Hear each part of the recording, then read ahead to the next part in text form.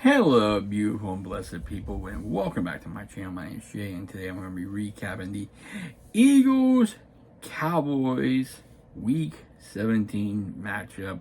And the Eagles dominate the Cowboys 41-7. And with that victory, the Eagles have clinched the NFC East, and they will pretty much have the number 2 seed pretty much wrapped up, as they will have a home playoff game as the playoffs are 2 weeks away. So let's talk about it. So going into the game, we know the concerns with the Eagles with the quarterback situation when Jalen Hurts being out. Kenny Pickett coming in. Kenny Pickett, how do you know? It was the Eagles start proved real strong. Eagles on defense got a pick 6 for Charlie Garner-Johnson, which led to a good day for the defense. Had 4 turnovers. The Eagles did have a slow start in the first quarter. They gave up a touchdown. But however, Kenny Pickett did have a slow start as well. Then eventually he got going at selling. He had a passing touchdown and a rushing touchdown as well. He almost had 2 passing touchdowns, but it was called short.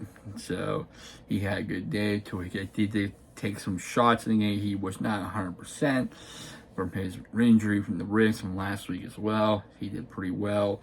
He did what he needed to do to help this team get the victory. And also we get to see third string quarterback Tanner McKee, who comes in and he throws a couple touchdown passes as well. And this game was pretty much out of control for Dallas. They even try to come back. Dallas was rolling coming into Philly, but after that, after the first quarter, Dallas had tied it up at 7-7. Eagles didn't have much the ball in the first quarter. It was like another slow start. Doesn't matter who's at quarterback or whatever. It's just how it is. It's just the defense just clamps down and just shuts you down. I mean, this is sorry, I'm scratching my leg. 2 games now, the Eagles have a total over 9 turnovers.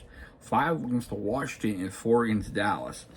I mean, the Eagles know how to turn the ball over and know how to make plays, shut down, kill drives, and score all these turnovers. And right now, we've had this scene. C.D. Garner-Johnson, pick 6 for a first opening drive for the Cowboys. He takes it all the way to the house. Cowboys, they responded, they answered back. We thought, okay, this might be a game here. But they settled down. Kenny Pickett with a touchdown here, pass here, Tanner McKee comes in, boom, boom. Saquon Barkley had another great game in the running game. But overall, this is a complete domination from the Eagles in this game. And we're getting close to Week 18. I'll have to give you my thoughts on that whole interesting subject. So let's go ahead and talk stats here. Cooper Rush, 15 for 28, 1 touchdown, 2 picks. Trey Lance passed 1 time for 1 yard. Kenny Pickett, 10 for 15, 143 yards, 1 touchdown, and 1 rushing touchdown as well. Tanner McKee, third string, comes in due to the rib injury to Kenny Pickett. 3 for 4, 54 yards, 2 touchdowns in that game. Doyle, the only thing I can say about the defense, they give up 100 yards, but that's the only thing I can really say. The Eagles did hold the team when they're at 7 points. That's it. Doyle, 23 carries, 104 yards. Turpin, 2 carries for 18. Elliott, 3 carries for 2. Cooper Rush, 1 for 2. Trinitas, 1 for a yard. Saquon Barkley, in my opinion, the MVP for this season. 31 carries, 167 yards. He is basically 101 yards away from breaking the all-time rushing yards set by Eric Dickerson. I know he doesn't want his record to be broken because he's not the record anymore, but people are complaining. I see on TikTok that, this doesn't count. He's doing it because he had extra game. Eric Dickerson did it in 16 games. He broke O.J. Simpson, who did it in 14. Back then, it was only 14 games. And then they increased the schedule. So, I mean, let's get over and done with it. Come on.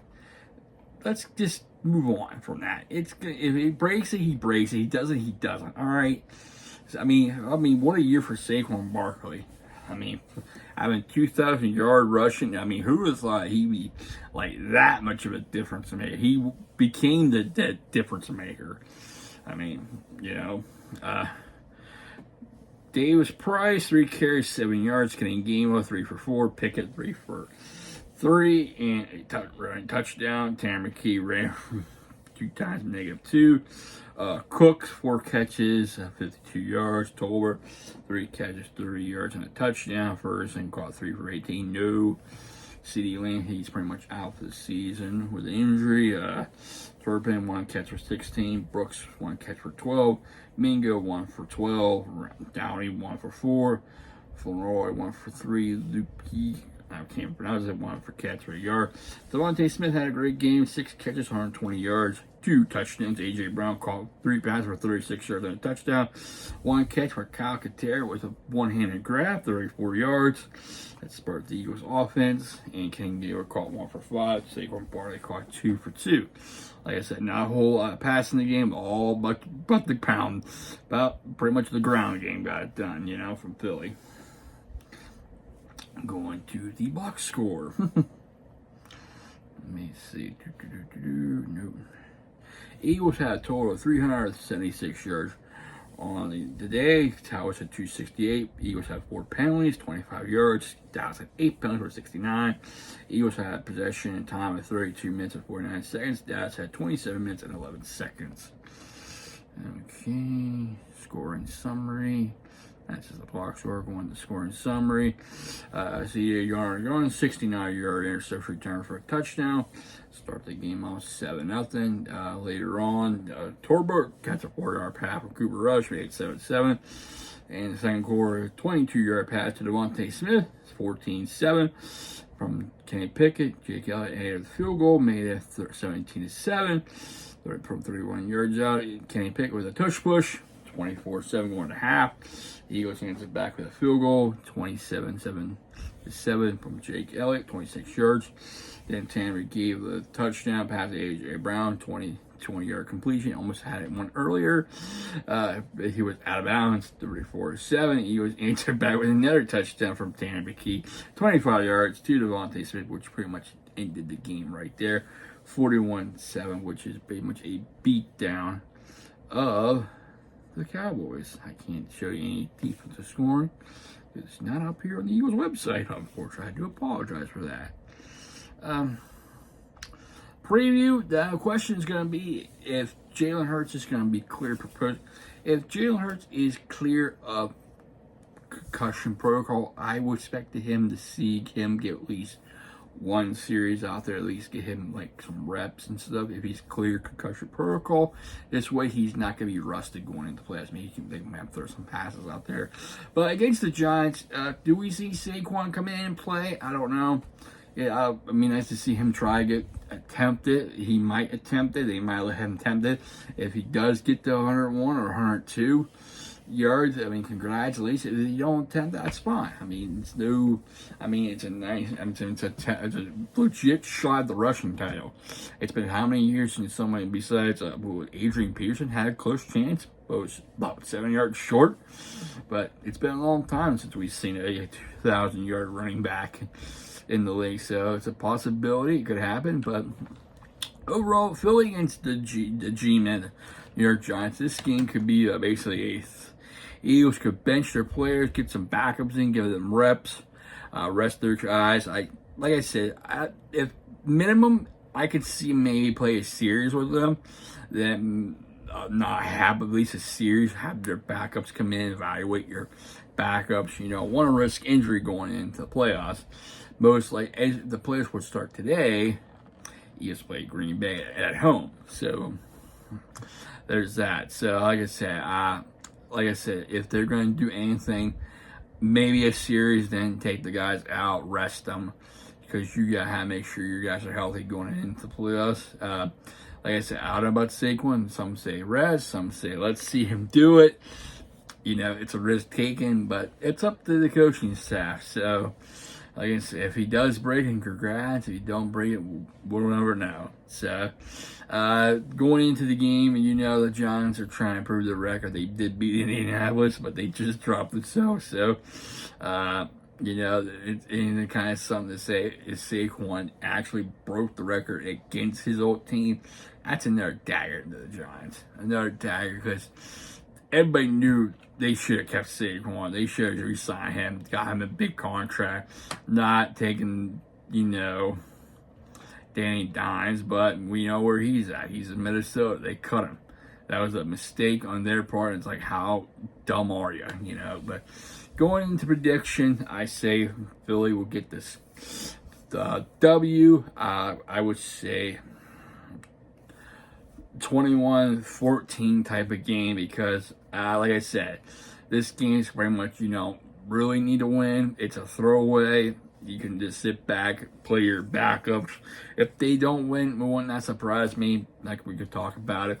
Like I said, you got to see your backups get some playing time, get them right just in case they have to come into the playoffs, and stuff like that. But like I said, I don't know if Saquon Barkley's going to get it or not. We don't know. They could just say, he could just say, you know what, 2,000 is good enough for me. Let's just rest. Let's take it easy. And, plus for Jalen Hurts, we don't know about his stats. Could he be out for this week? Could he be back for the playoffs? Who knows? Kenny Pickett might start, might get to play a series and have Tammy Key come in and take over, get him some reps just in case Jalen's no-go. So, like I said, it's going to be interesting to see Week 18. It's a 1 o'clock game against the Giants at Lincoln Financial Field after New Year's. So, they probably celebrate right now in Philly. So, we've got one more game, no playoffs. So, we'll have to find out what happens. So, hopefully everybody gets out of that week. No injury prone. Hope they get out the W. And we will see what happens. Fingers crossed with Saquon or not. It's a matter of me. Hopefully they get the win, like I said, 21-14. Like I said, not a high-scoring game, we don't know. Like I said, I don't know what's going to happen. But we like to see it. If Hurts does get clear, like I said, they could probably put him in for a series, let him, get back to the flow, get back, see how he feels, Make sure he's not rusted up going to the playoffs. That way he can at least get some attempts, So what we can see. But that's about it, everybody. I hope you have a safe and wonderful, happy New Year to you. I'm sorry that your team is not doing too good, or if your team is doing good, I wish them luck as well going into the last game of the year or going to the playoffs. So, if you like my video, my comments, and my recap, hit that like button. Also, if you're new watching this, smash that subscribe button, turn on notifications once another upload. I'll be back with more uploads this week. And in the meantime, I hope you have a safe and wonderful, happy New Year. And I will see you, next time. It's going to be New Year's Eve. So, take care, everybody. Stay safe. Stay humble. Be a blessing. And fly, Eagles, fly. Go Birds.